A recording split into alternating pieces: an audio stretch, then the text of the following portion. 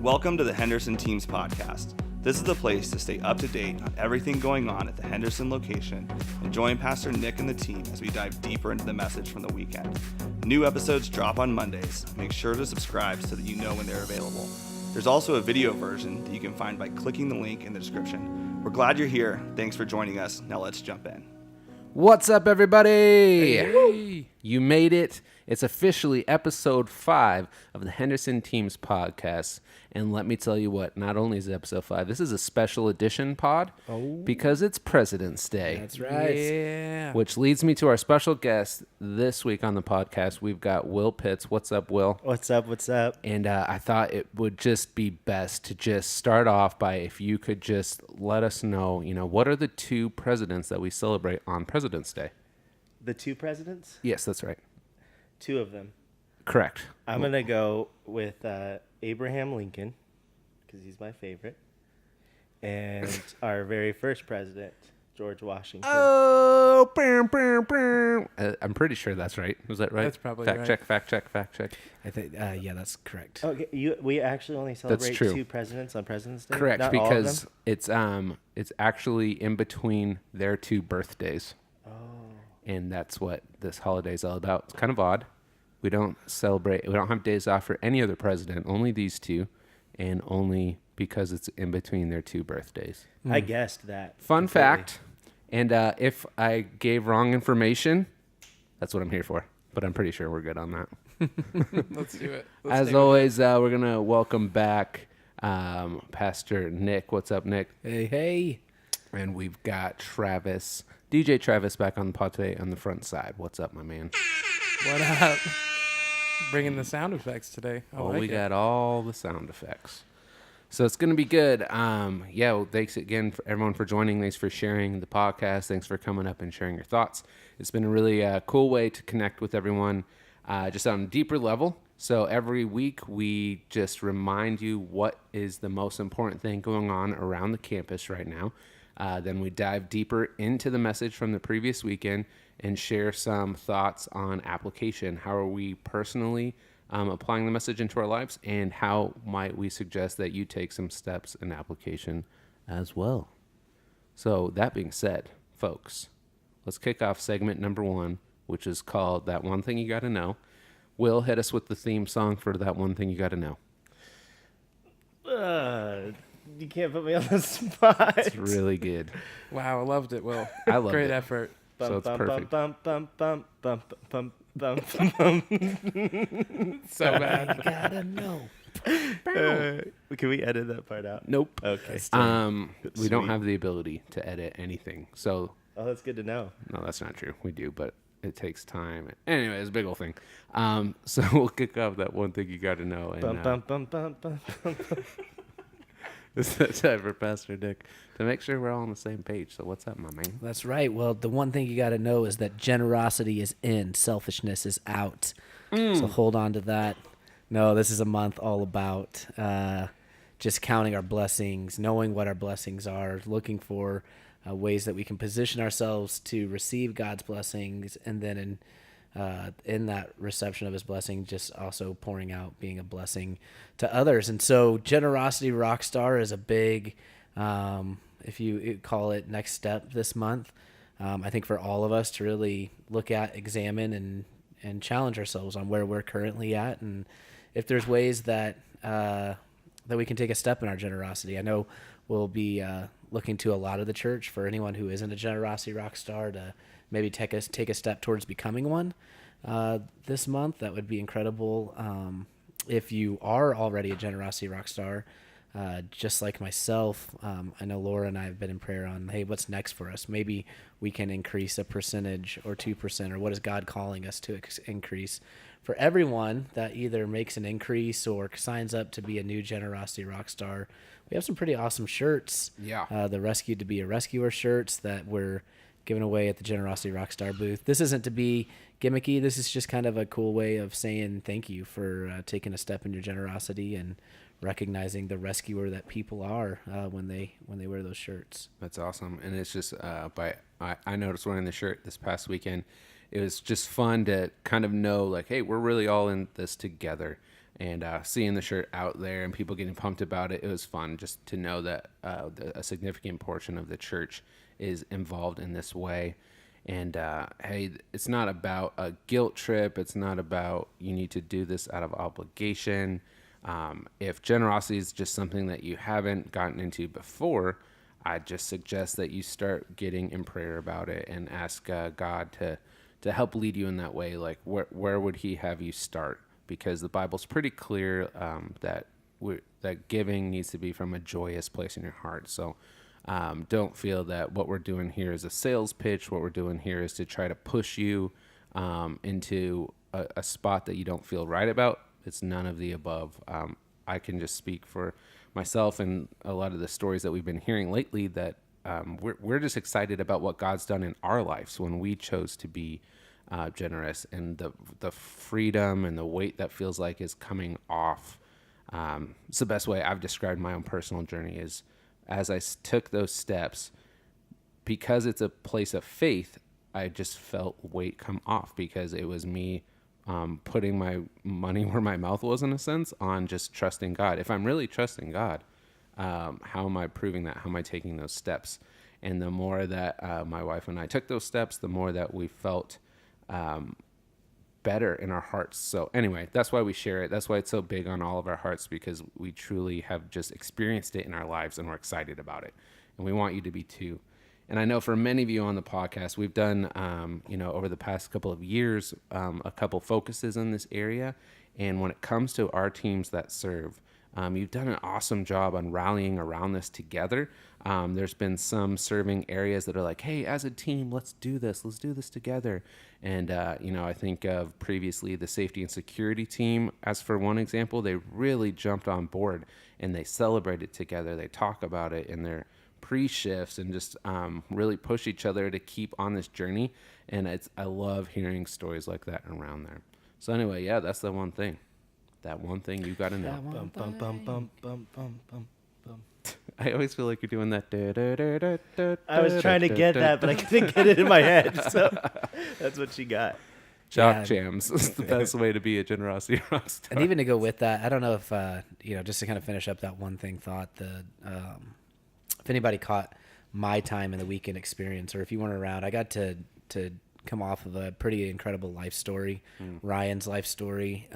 If you didn't get to catch this weekend, I'd definitely go back and watch it, centralonline.tv. Just check out this last weekend in total, whole service. Don't go just message.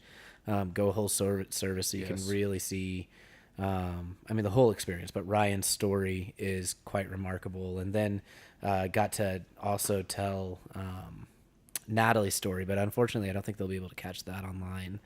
You can go to my Instagram, though, and I've scripted the whole story out. Right. Both Natalie, both Ryan, incredible stories. And what I love about this whole Rescue to Be a Rescuer t-shirt is, like, I talked about how we don't use the word rescue around Central just, like, flippantly, right? Like, I know we're not police officers or paramedics or firefighters, maybe more people that see life in the balance a lot more, firsthand in terms of the accidents they respond to or the ways they serve our community. But nonetheless, the people that we have walk through our doors are spiritually, emotionally, mentally at an end of a rope at times, more often than not, and really looking for some answers in life, some direction, a true rescue, because their life is spiraling out of control. And some, unfortunately, at life's very fragile moment for them, where like I talked about Natalie's story,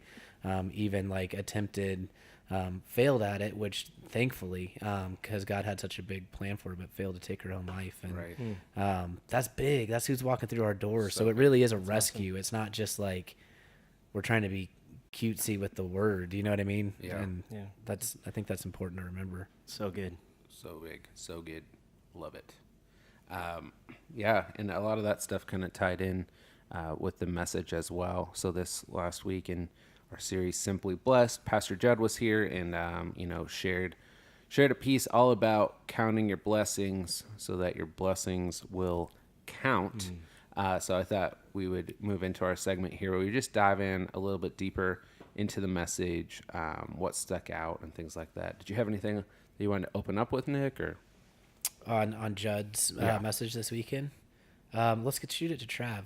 Yeah. I always like to DJ shoot it to Trav, the guy Trav? with the most All right. notes, and he's The most notes? I don't know about that, but I got 2 points. I'll do one funny one and then one actual one.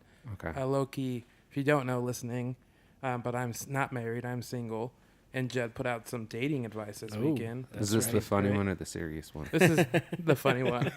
Okay. Just, Yeah. I didn't know which direction we were going. So he just said, like, his advice was just serve and seek God, and you'll look over and you'll see someone doing the same thing, and then you'll just start to do it together. So I thought that was super cool. Of just keep serving and keep loving God, and then instead of like searching for someone's gonna come right with you. Yes. Be doing so the same thing. for any of you cute single ladies that are serving Oh, no. and want to change areas or departments, respectfully let your leader know that you'd like to bounce over to Trav's area, so that when Exactly. he Yes. looks up, he sees you serving So alongside of true. him. Oh no, Travis, not what that was I supposed to think be. I think he was just telling us he's out of credits on the online dating apps. So because of that, it would just help us out in just such a big way if we could get him off the apps and just get him into those personal interactions. It's cheaper to be dating Right. I for than to sure, buy in those So credits. good. I for That's sure so good. don't use any of the apps. I like real life conversations. So Ooh, another, wow. not an ad. That but came yeah, across a little spicy. a little spicy. That's good. Let's go to the serious one a little bit. Yeah, Well, let's just go to the on your serious one. point real quick, though, Yeah. I really liked that as well because I thought was really awesome in that statement that Jed kind of hit on was by focusing on yourself, what you're not realizing, and you would hope that this is an idea that everyone kind of grabs together because it's preparing yourself to be that best possible person for when the time's right. Absolutely. And so if hopefully the ladies that are on your potential future are hearing the same message and are taking those same steps, like how much better is that relationship going to be when you have this time to focus in on God and that he can really strengthen what you have internally for each other. So I thought that was a cool point. So Yeah, that's good. Love it. Let's get the serious one, Trav. Yeah, super serious though. All right, super serious. I just like the thought. I'm going to skip into a little bit of more of the story, but when they're talking about they went back to the priests. So I love that point. When Judd hit back on it a little You're bit. talking of the lepers. The lepers. Yeah. Yeah. So the lepers, he said, hey, go back and show the priests. I just love the thought. Judd does it way better than I can probably describe it.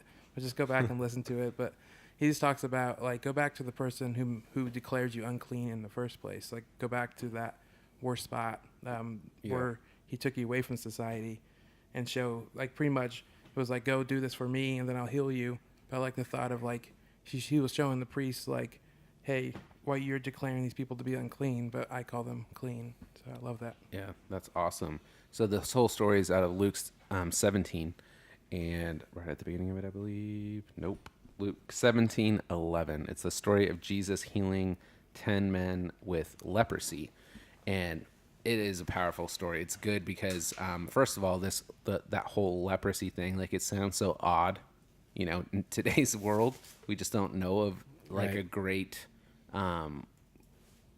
we don't have a great alternative to that in today's world. But anyway, it was a pretty big deal then, and it was common. And the only way that like a contagious skin disease type thing could even be managed is these people were exiled, kicked out of cities, had to walk around declaring, like yelling out loud, unclean, like basically stay away from me. You don't want this. It's just a pretty crazy situation. I think an equivalent would be the flu I had last week. Had I gone out of the house, I would feel the responsibility to yell to unclean. people, unclean, Yes. go, you don't want this, Right. promise. That's probably the best alternative. Yeah, and it you was awful. quarantined yourself. I The only quarantined difference myself. is I don't know that you presented yourself to the priest to be declared clean again. I did see, I saw Judd this weekend, so Oh, okay. And he was like, "You're good, Nick." he gave me the high five. Yeah. I love that. Okay, Approved. so it's pretty close. So these 10 guys go and seek out Jesus, most likely because they'd heard in Jesus's kind of story that he was going around healing people. So they found him, kind of yelled out to him from afar, like, have mercy on us, like, basically saying, we believe you can heal us type of thing. So he does, and tells them to go, well, not even, that's another cool part of the story, but he tells the 10 lepers to go present themselves to the priest, like, you'll be good. And as they went back, they were kind of healed in that process. So it wasn't like, bada bing, bada boom, you're healed right in front of me. They kind of had to take the step to head back and found out they were healed. And then the big thing in the story was the moment of the one leper who went back and found Jesus and thanked him. And that's sort of the point of the story in Luke's gospel here is Jesus is a little upset about it. He basically says, didn't I heal 10 men? Where are the other ones? Where are the other 9? No one's returned to give glory to God except this foreigner. So similar to the Good Samaritan story, this one guy who comes back is a Samaritan. He's not one of the Israelites. He's not one of like God's, tribe in a sense. He's the outsider, the outcast. And yet he's the one who goes back, thanks God. And Jesus makes a point to say, like, why wouldn't anyone else come back? That's kind of crazy. And then tells him to stand up and go. Your faith has healed you. And that piece I thought was sweet because of two things. Like I have a NLT study Bible, and a really cool note in it was this one guy was the only one who got the additional sort of confirmation and knowledge from Jesus that it was his faith that healed him, and the other ones didn't even know that, weren't given the opportunity to understand that and grow from it, because to them, I mean, you almost think of it like magic or something, like, right. Oh wow, a miracle has happened, I'm healed, that's cool, I'm so happy, I'm healed. But this one guy finds out from Jesus it's faith that made that possible. And so now how much better is his life set up in the future, that knowing what the power of faith is. It wasn't just like a random act of kindness that Jesus did. It was actually the men's faith, like seeking him out because they knew he could heal them. Yeah. So that's what actually healed them. But only this one dude got that kind of extra word. And it was only because he decided to go back and be thankful about it. So that's pretty cool. Which is really good. And, Judd posed the question, what I like to think that I would be, maybe it wasn't a question, maybe it was more of a statement, but I'd like to think that I would be at least the one that came back, not one of the 9 that didn't come back, which is actually a really challenging thought. Because, of course, like I think all of us, I would like to think I'm the one that would come back. But like I start to think like when things are going right in my life and I really feel blessed in a situation, or say something like turns around, is my immediate reaction to stop and thank God. I mean, I always am thankful, like if I get to my prayer time, or if I, you know what I mean? But like, right. Do I recognize that is a potential blessing or miracle or gift from him first, right? And if I don't, maybe I wouldn't have been one of those ones that came running back, which is a scary thought, because it's like, we all strive to be that one that's thankful for the life change. Man, that's huge. That's good. You have any thoughts, Mr. Will Pitts? Yeah, it's a little aside from the topic, but I think it fits, because anytime, what strikes me is it was a Samaritan person, and Samaritans, when Jesus would talk about people from Samaria, it represented outsider. It represented kind of a counterculture or a different way of thinking, and it disrupted the status quo. And you have a group of people that are in our day and age, it would be us, the Christians. And so he's speaking to this man who's a Samaritan. And so I think it's so interesting when we have new people come into our church, and they might be something we're not, well, to be honest, like we have pimps and prostitutes and people that come into our church from all walks of life. And all of a sudden they're hit by this idea of grace and the gospel. And in all intents and purposes, they're outsiders to what we have here as Christ followers. And when they experience it, all of a sudden, when they truly experience it, you can see it, and we watch it every week at Central. It lights up their life, and it changes their life. And it's almost like a complete turnaround. And then they come in to our building, and they almost love and serve and are more exuberant about what we do than some of us. And that part challenges me every time is, do I, as someone who is a part of this thing, who has been saved, do I represent that? Am I that excited about something that did not belong to me? And something that I did not deserve. Right. So good. That's cool. Hey, Will, maybe we should go to the commercial break, and then I have a question for Will. That's great, since that's our special guest today. Yeah. Travis, I believe you have this week's ad read. Yes, I do. Sorry. Are you a morning person and Yes. don't need caffeine on Sunday mornings? Well, then this ad isn't for you. If you're like me and you feel like a grumpy cat before your first coffee, then the Central Henderson Coffee Shop is a place for you. Lattes, pastries, I can't speak in this one, pastries, and the best Coke Zero in town. Am I right, Braden? The prices are small and the smiles are big. Central Coffee Shop. Come have some caffeine with us. That's like the worst ad read. Fantastic. That's awesome. You did home run. great. Home run. I thought it was great. Let's just speak into it a little bit because I don't think that ad did justice. But like seriously, over the last couple of weeks, the coffee's been so good. Like Yeah. I know the team's been through a training, and Yeah, Kyle kind of has infused some new life down there, and I know he got the guy from Pete's Coffee to come out, and they were like learning how to handcraft beverages and all these little tips and tricks. That super hipster guy. And let me tell you, it's some good coffee, That's boys. good yeah. coffee. Speaking of a fan of other coffees other than Pete's, I for real am becoming a Pete's fan. The coffee's great. It's a good great. job down there. It's awesome. Way to go, Kyle. Love our At coffee home, I shop, have Mallory. access to the Costco brand coffee, so Ooh. it's a little special treat to come in here and Yeah, get the bump it get up the a Pete's. notch. That's right. So yes, go make sure to stop by, give our coffee shop people some love. I like that new branding too, Travis. Central Henderson Coffee Shop, I guess. That's new. Central Henderson We'll change Coffee the Shop. signs. Oh, my bad. I wrote down Central Coffee Shop on my notes. It's I guess okay. I just like my mind changes it. Yeah, no, it's great. You can be Yeah. very specific. They'll know where It is the which one Henderson you're- team's cast. So. Yeah. Yeah. Yeah. But if you go to another location, go to their coffee shop as well. Yeah. We That's just can't great. speak into it. No, we can't. All right. So Will, Yes. my question for you: Will Pitts is our guest on the show today on the cast. Hey, everybody.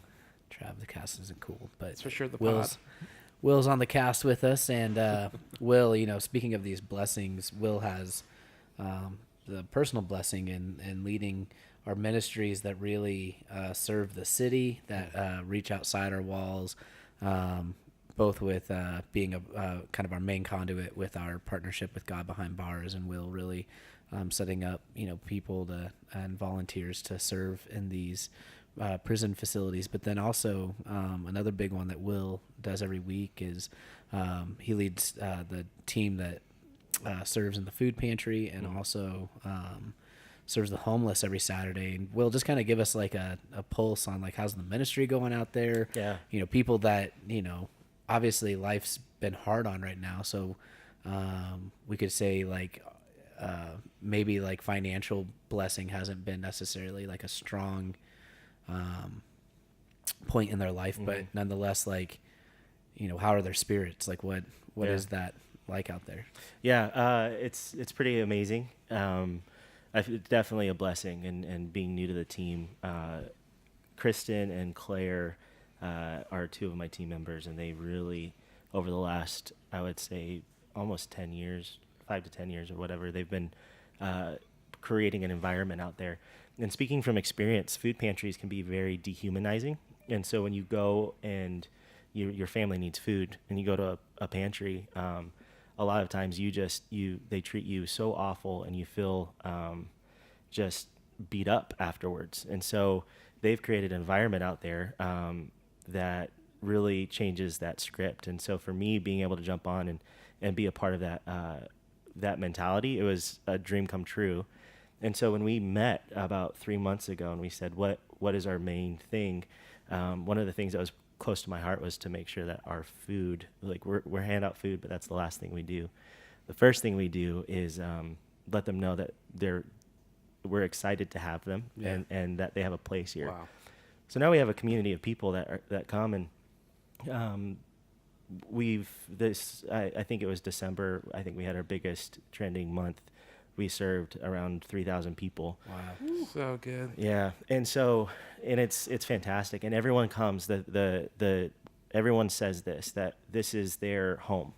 So when they come and get food, it's part of their survival, as just their families. Or we have a lot of homeless individuals that come, or single moms. We have a lot of single moms, and this is part of their survival. But they call us home, and these are people that don't even come to church, to Central. Yeah. And a lot of conversations I have, they talk about gratitude, and I'm so happy you're here, and thank you for being so awesome. And when I talk about Central, they all, in their whole world, they would never think about coming to church. They would never think about being a part of a church community, but it's because of the love that I think that we share at Central and give out, and the fact that it's okay to not be okay, and we got your back, and we're here for you. Yeah.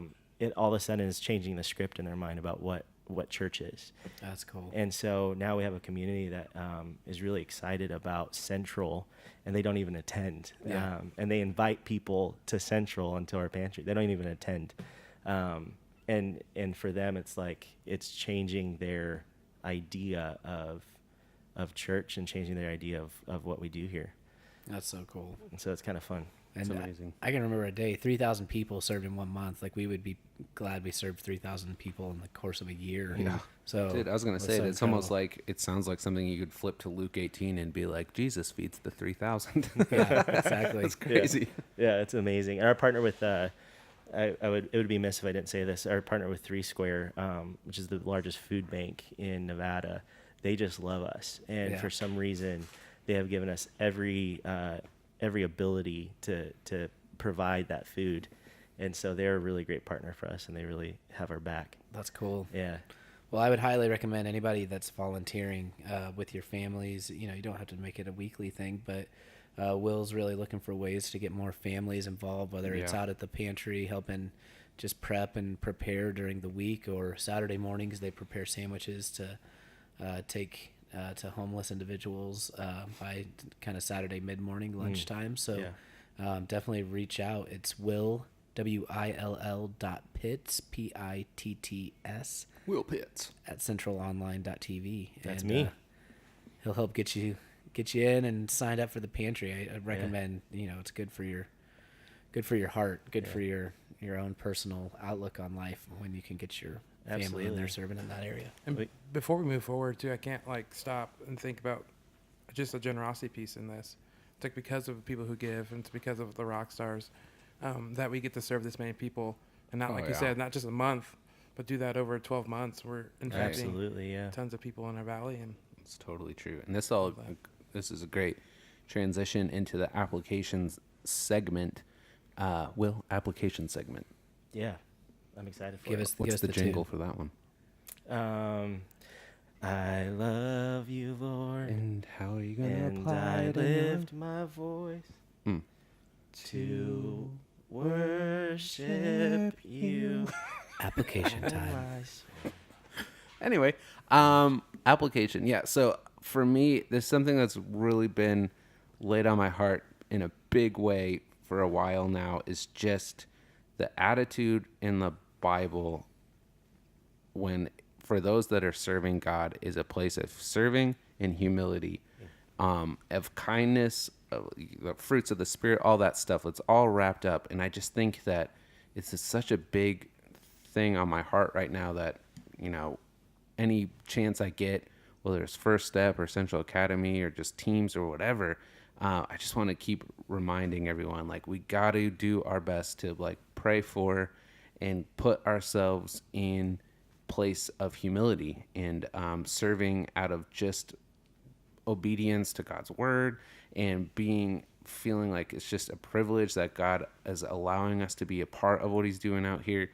Anyway, all that to say, we appreciate everybody that's listening so much. You guys are the core. You are the I was going to say the blood, but that sounds weird. You're the wind beneath our wings. You're the beating heart of Central. of what's going on the weekend. Honestly, none of this stuff's possible without y'all serving. Completely. It's huge. And all I would say is like keep seeking that place